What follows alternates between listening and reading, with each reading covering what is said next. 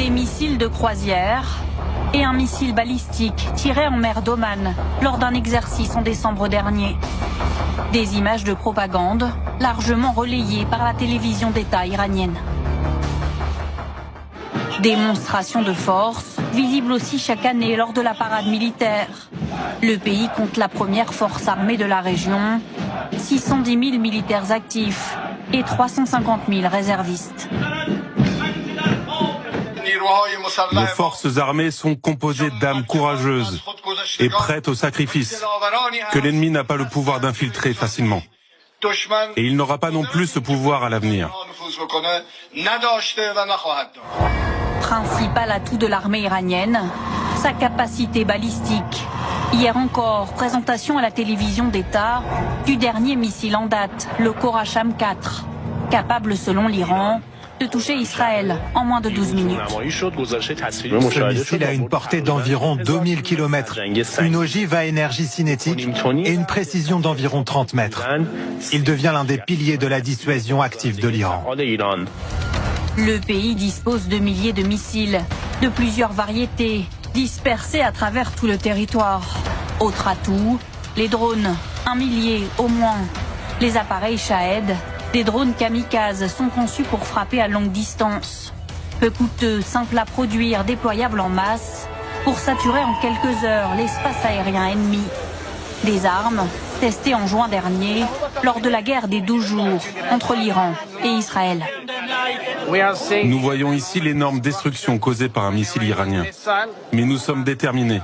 Nous sommes déterminés à changer le destin de la région. Israël touché, mais les dommages sont limités. Sur les centaines de missiles et de drones envoyés, seule une vingtaine n'a pas été interceptée par le dôme de fer. L'armée iranienne doit aussi composer avec des capacités en mer limitées et du matériel militaire vieillissant. Mais ce que redoute le monde entier, c'est la capacité nucléaire de l'Iran, notamment son voisin israélien, qui en juin a visé plusieurs sites.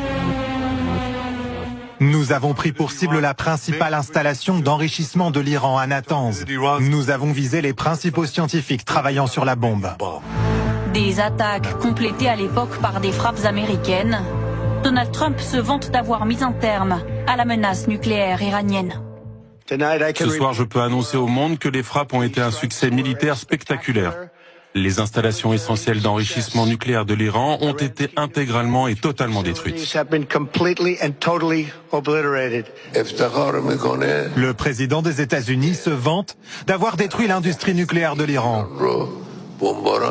Très bien, continuez de rêver. Téhéran reconnaît cependant que ces installations ont été touchées, mais à quel point ? Au printemps, l'Iran disposait de plus de 400 kilos d'uranium enrichi à 60%. Depuis, le pays refuse toute visite sur les sites attaqués.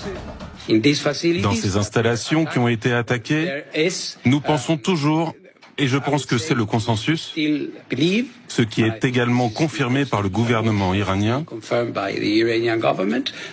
que les stocks d'uranium enrichi s'y trouvent toujours. Le stock connu d'uranium de l'Iran, s'il était enrichi à 90%, pourrait servir à fabriquer au moins 9 bombes atomiques. On parle beaucoup du nucléaire, parlons aussi des missiles balistiques. Ce sont l'arme de dissuasion pour les Iraniens et ce n'est pas négociable. C'est ce qu'on a entendu aujourd'hui. Ce que j'ai dit un peu tout à l'heure, en termes de défense nationale, on aurait du mal à comprendre qu'ils laissent ces missiles se faire détruire en quelque sorte volontairement.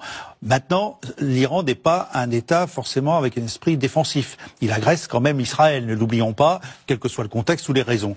Donc, on est avec des missiles effectivement qui ont une capacité balistique, donc 2000 km, d'accord, dont très peu finalement ont réussi à passer le dôme de fer et le système Arrow, qui est quand même la défense de missiles. Là, vous parlez aussi du nouveau missile qu'on a vu à Khorramshahr. Mais tout, je les mets sur le même sac parce que bon, la problématique sera la même. Le but, il faut les arrêter.